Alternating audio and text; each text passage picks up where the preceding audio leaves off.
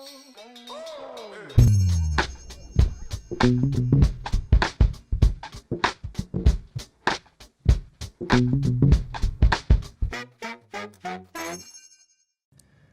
back to part 2 of my conversation with Dave Marcinkowski on Christ, the third and final core value that we've been talking about. As we transition to today's final conversation on that, I hope you will hear the heart of our leadership, that we desire to be a company for people, for all people. And our belief in Christ leads us to be a community for others, no matter who you are. So, here we go. We really want to attract anybody who wants to be a part of this journey that we're on, the story that we're writing. I like to say we're writing a story at Madera. And, it's open to anybody to grab the pen and write their version of that story or add to that story within the work we're trying to do. Mm-hmm. And the beauty of it is we add these other organizations, opportunities abound. Yeah. We've opened up whole different doors that we weren't expecting to open, and now we can welcome in a whole different group, as well as our existing group can look at opportunities to be able to, hey, I'm going to adjust the story a little bit because I have something I want to offer here or there.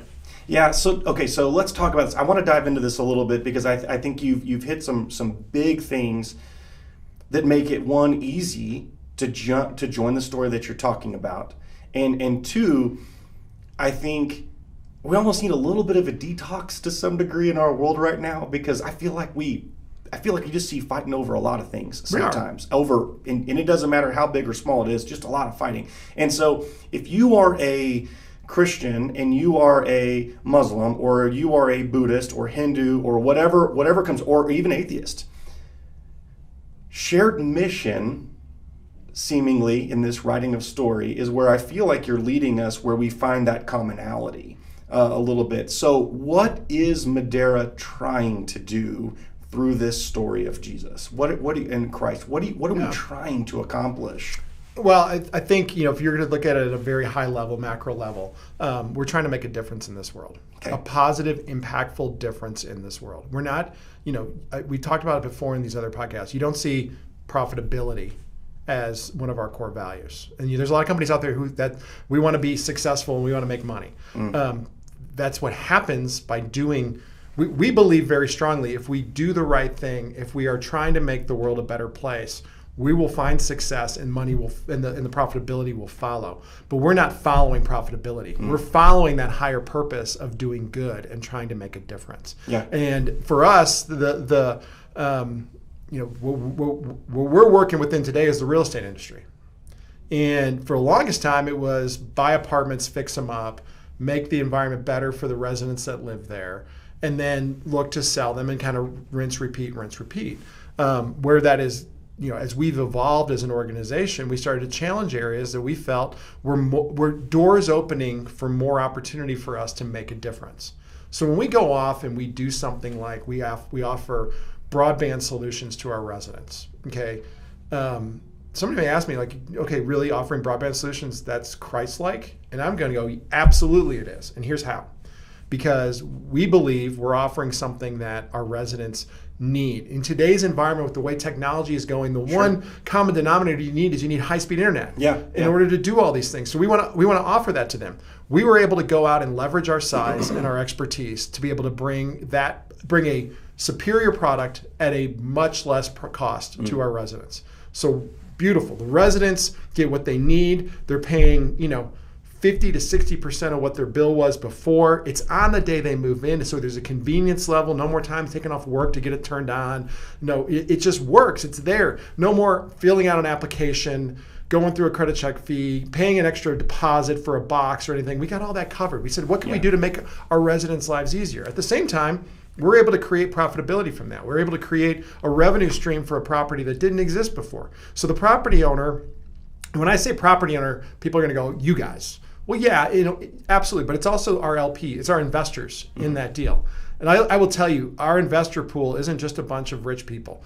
Our investor pool are people who, like a lot of us who are listening to this podcast, have just saved up money in order to invest. And now they've chosen us. They've trusted us with their money to be able to go and create a profit. So we can then give them back something.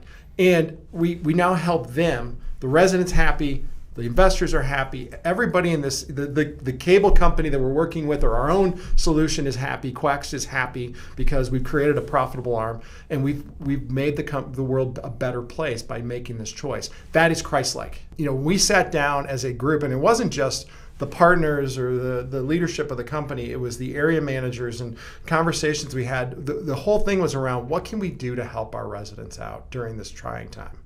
And we did some things. And again, we may have done them where we were trying to benefit both sides. So, hey, we'll give you $50 off your rent if you pay your rent, by the end of the month.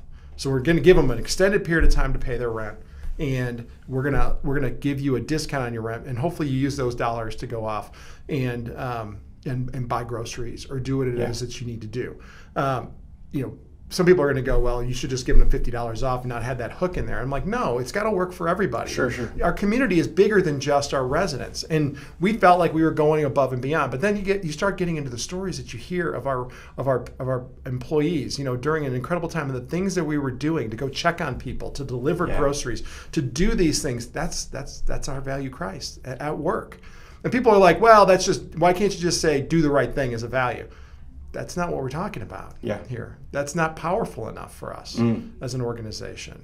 Christ is that word. Yeah, I like it. That's a good line. That's not powerful enough, because I think one of the things that makes Christ a core value for anybody is we don't want the glory. We want something bigger.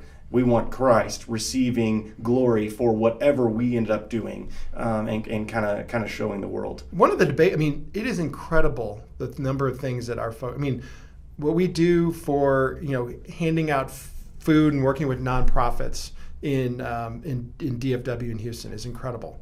I remember, our friends, the Siegel's son Luke, got in a horrific golf cart accident, and he needed to be moved to the Children's Hospital in Fort Worth.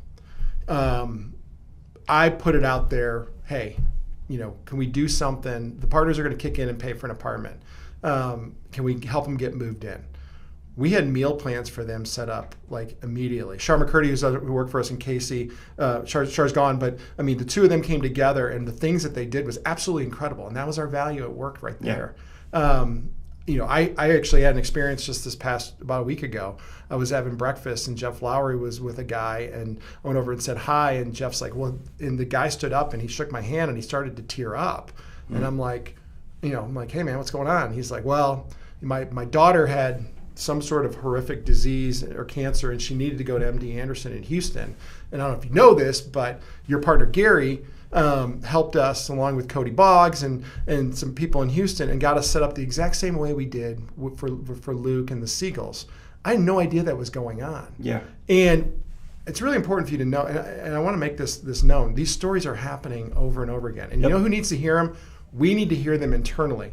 The fine line is that you're not going to see us go out and go pay a PR company to go make a newspaper article about us. We start doing stuff like that because of those kinds of things. No, we may do that to honor one of our employees who's gone above and beyond. We will definitely do it internally, but we don't want the glory for that. That's God's glory. That's not our glory. Yeah. And you're not going to see us to put that out there, because to me that's defying our values. That's making us more important, and that's not who we are. Yeah, I like it. One of the things, and let's transition here, because I think this is another piece in this conversation. We've talked about residents, we've talked about investors. When you think about workplace culture, whether it's here at the Lubbock corporate office, or whether it is on the various properties, whether it's at our Frisco office or any of the places around here, when you see a company culture, an employee culture that kind of centers around Jesus, what's it like in the hallways? What's it like in the interactions? What are the meetings like? What would you envision, or what do you hope is going on in those places? Well, and I've drank the Kool-Aid, so I have probably a lens that is looking for these things maybe more than others.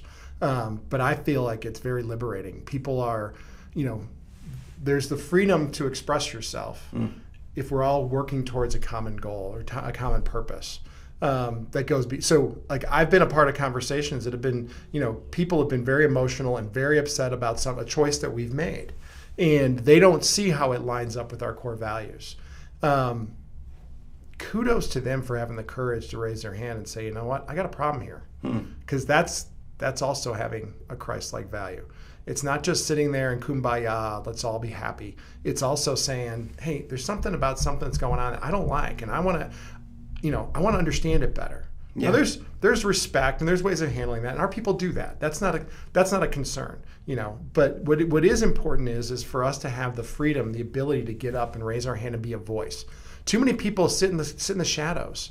I think a Christ value is stepping out from the shadows and having the courage to kind of raise your hand and say, hey, if we're about a higher purpose, let's go figure it out. Yeah, I want to dig into a thought that you are at least alluding to, if not also kind of bringing to the forefront, and that is like the accountability piece, though, in the way that values guide us. Yes. And so while we want to be inclusive and we are going to be diverse and we're going to offer the individuality to this, like, from what I gather from you and from others who are leading our company, like, we're going to have a problem if you're not servant-hearted. Yes. Like, we're going to have a problem if you're not gracious in the way that you treat people. Yes. So talk me through a little bit of that as well, because it's not just, hey, you just be you. It's also, you need to be you, but there is a presence that we want to have on property, in the offices, and in places like that. I think the first thing worth noting is we're all going to have different definitions of our values.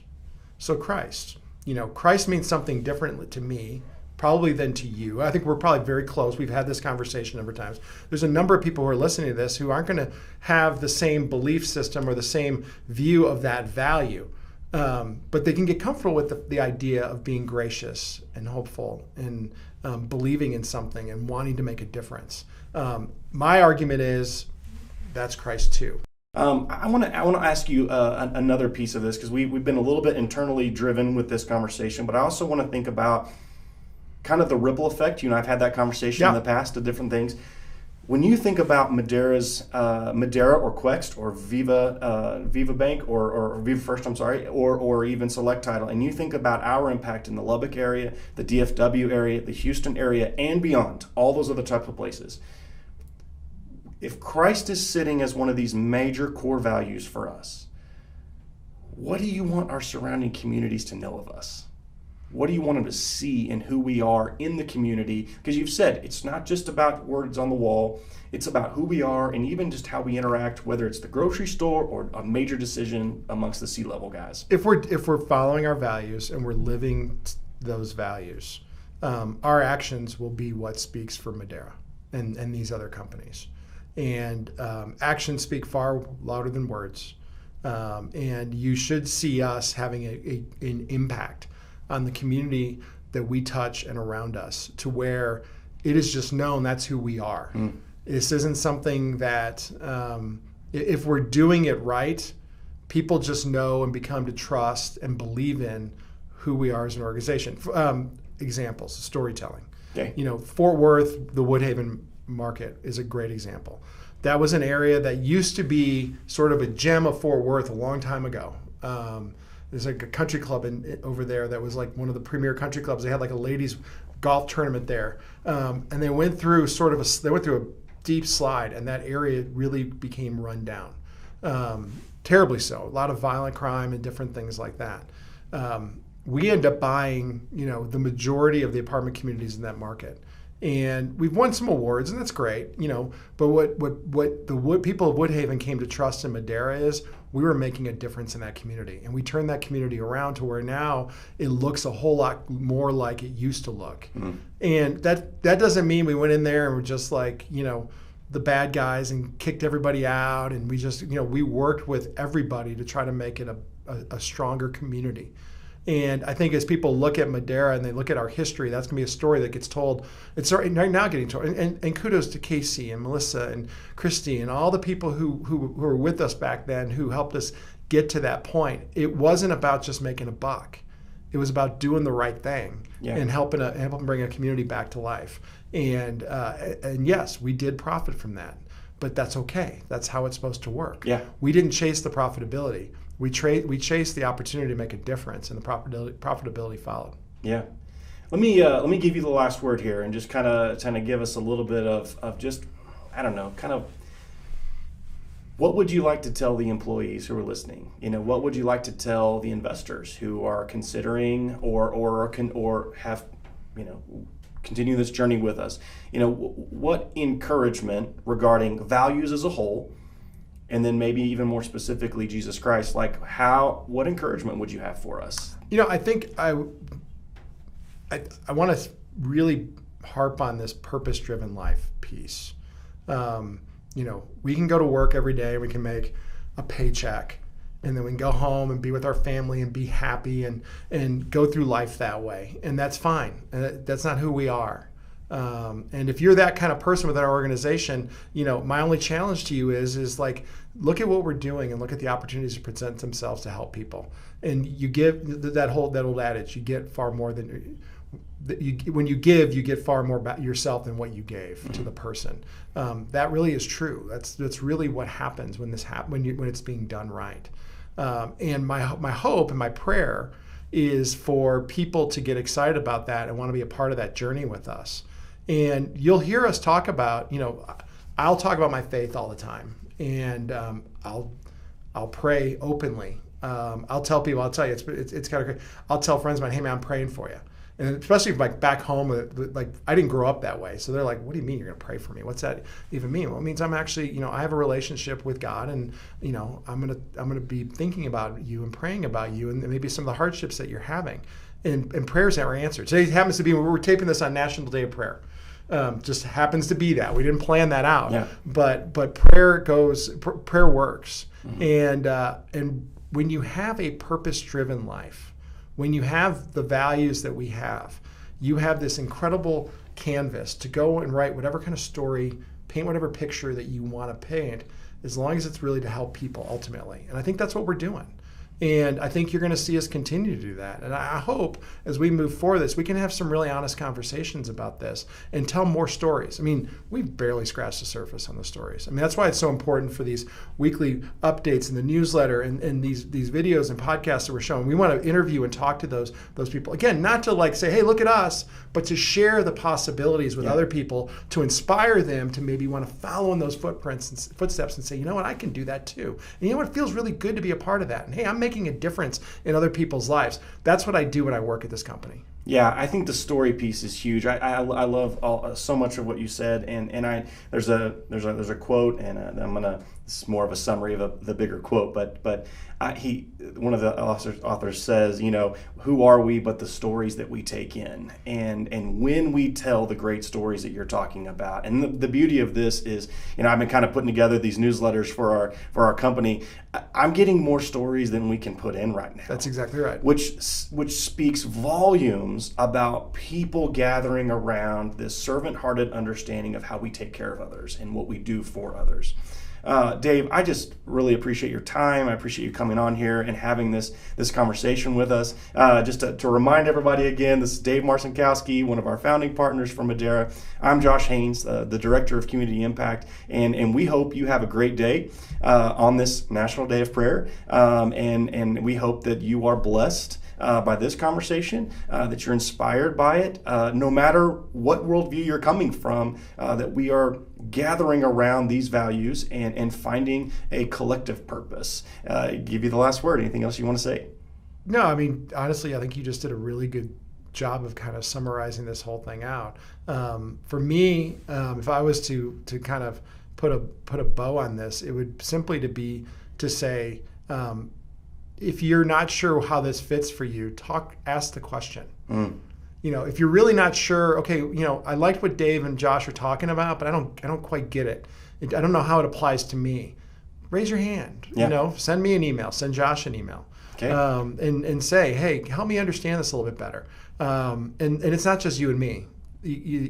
Talk to your peers.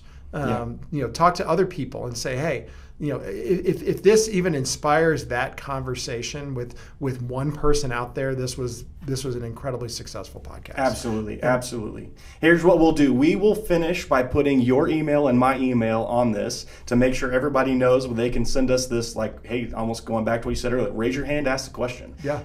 Ask us questions. If there's something you want to know about or chase further with the conversation, we will have that for you on the screen. You can shoot us that email anytime.